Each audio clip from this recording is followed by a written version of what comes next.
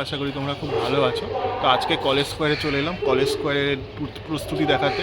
College square কী করছে সেটা তোমাদের দেখাবো। তো এবার বলে রাখি, এবারে ওদের আকর্ষণ হচ্ছে সুইজারল্যান্ডের পার্লামেন্ট হাউস। তো সেটাই এই মণ্ডপ কলেজ স্কোয়ার তৈরি করবে, তাদের মণ্ডপের ভাবনা এটা। আর ওনারা প্রতিমা যেটা করে সেটা তো জানোই, প্রতিমা করে হচ্ছে সনাতন রুদ্র পাল, পদ্মশ্রী প্রাপ্ত সনাতন রুদ্র পাল। তিনি এবছরও এদের ৭৭তম বর্ষে কলেজ স্কোয়ারের মণ্ডপ সজ্জায় প্রতিমা সজ্জায় রয়েছেন।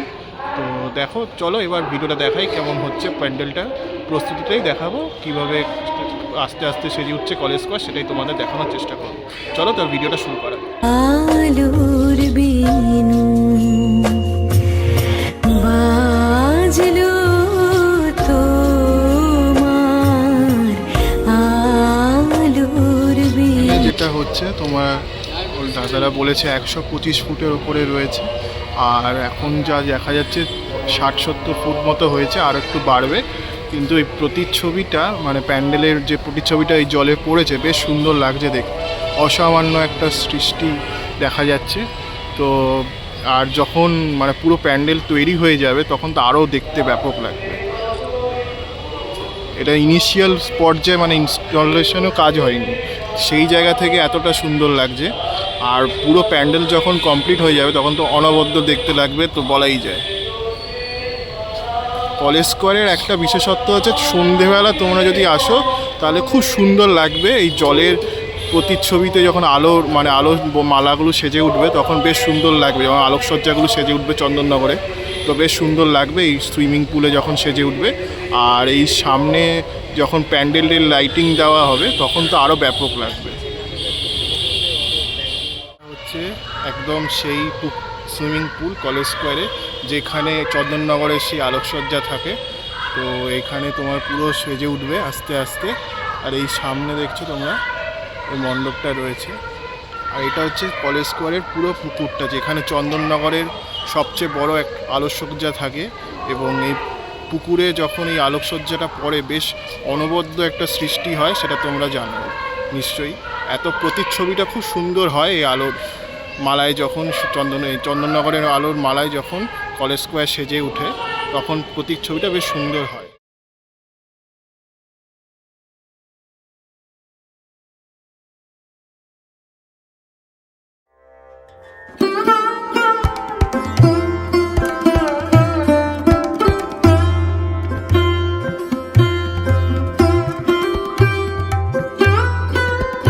এই যে এখানে দেখছো, এখানে লেখা রয়েছে। তো এবারের আকর্ষণ কলেজ স্কোয়ারে বলতে পারো হচ্ছে সুইজারল্যান্ডে পার্লামেন্ট হাউস। তোমাদের তো আগেই বলেছিলাম যখন খুঁটি পুজো করেছিলাম। তো এই ব্যানারটা সামনে রয়েছে, চারিদিকে এটা বুঝতেই পারছো কলেজ স্কোয়ার। তো বেশ একটা পলিটিক্যাল পার্টির একটা মিটিং চলছে, সেই মধ্যে তোমাদের করছি। তো ব্যাকগ্রাউন্ড সাউন্ডটা তোমরা একটু ইগনোর করার চেষ্টা করো। খুব সুন্দর করে সামনে দেখছো, এটা হচ্ছে তোমার এই বাসটা সমস্তগুলো রাখা হয়েছে। এবার আস্তে আস্তে প্যান্ডেলের দিকে যাচ্ছি। এই সামনে পুরোটাই তোমার প্যান্ডেলের কাজকর্ম চলছে। এই সাইডে সাইডে দেখো বাঁশ ফাঁস রয়েছে, কচি বাঁশ, পাকা বাঁশ, সমস্ত বাঁশ টাস রয়েছে। বাঁশের স্ট্রাকচারটাই মোটামুটি হচ্ছে, তো সেটাই তোমরা দেখতে পাবে। চলো তাহলে দেখাই। আর এই যে এইখানটা এই যে মণ্ডপ পুরো সৃষ্টি হয়েছে। আর আমি দেখলাম যে শাল গাছের যে খুঁটিগুলো হয়, সেই খুঁটিগুলো দিয়ে দেখো বড় একটা সাপোর্ট তৈরি করা হয়েছে। এই যে শাল কাঠের যে গুঁড়ি, সেই গুঁড়িগুলো দিয়ে একটা বড় তোমার দেওয়া হয়েছে, সেটা তোমরা দেখতে পাচ্ছ।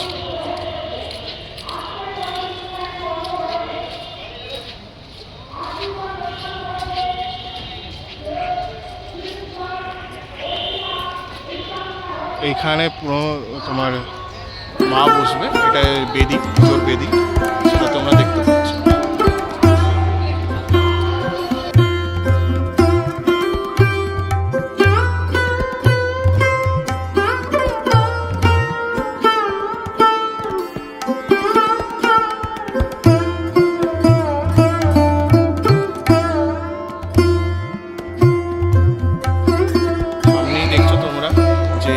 বেদি রয়েছে, এইখানেই মা বসবেন।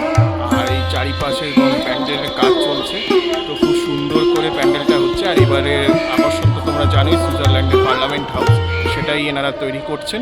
তো আস্তে আস্তে কাজ চলছে, তো আশা করা যায় পুজোর মধ্যে কমপ্লিট হয়ে যাবে। মহালয়ার আগেই শুনেছি যে কমপ্লিট হয়ে যাবে, এটুকু তো বিশ্বাস রাখা যেতে পারে এনাদের পক্ষ থেকে। তো পুজোর মধ্যে মানে মহালয়ার মধ্যে কমপ্লিট করার টার্গেট রাখছে না, তো সেটাই। আর তোমরা দেখতে থাকো পুরো ভিডিওটা, আশা করি তোমাদের। তো তোমরা যেটা দেখাচ্ছিলাম যে এখানে দেখো খুঁটির, শাল গাছের খুঁটি রয়েছে, সেই খুঁটিগুলো দিয়ে স্থাপন করে তারপরে আস্তে আস্তে প্যান্ডেলের কাজটা করা হয়েছে, সেটাই তোমরা এখানে দেখতে পাচ্ছ। আবার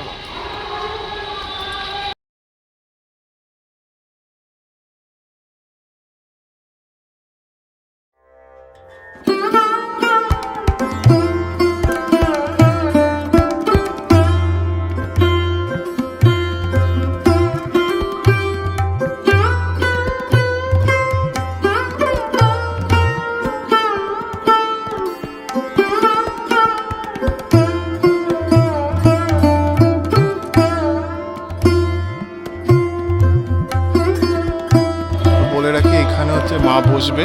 এই যে বেদিটা রয়েছে, এখানেই সনাতন রুদ্রপালের ঠাকুর, সেই অনবদ্য অতুলনীয় যে ঠাকুরটি হয় সেটা এখানে বসবে।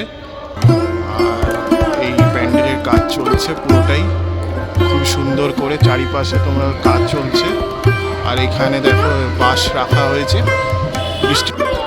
প্যান্ডেলের যে হাইট হয়েছে, সেই প্যান্ডেলের হাইট হচ্ছে 125 ফুট, আর রাস্তার চড়াটা হচ্ছে 125 ফুট।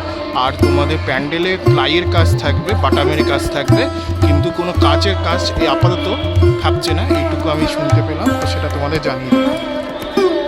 এখনও তো প্রায় যে স্ট্রাকচারটা হয়েছে, এখনও ভেতরে বাইরে অনেক কাজ বাকি রয়েছে, তো সেটা তোমরা দেখতে পাচ্ছ। আরও অনেক দূর কাজ এগোবে, সবে তো জাস্ট কাজের শুরু হলো, স্ট্রাকচারটা জাস্ট হয়েছে, এখন ভেতরে বাইরে বেশ অনেক কাজ বাকি রয়েছে।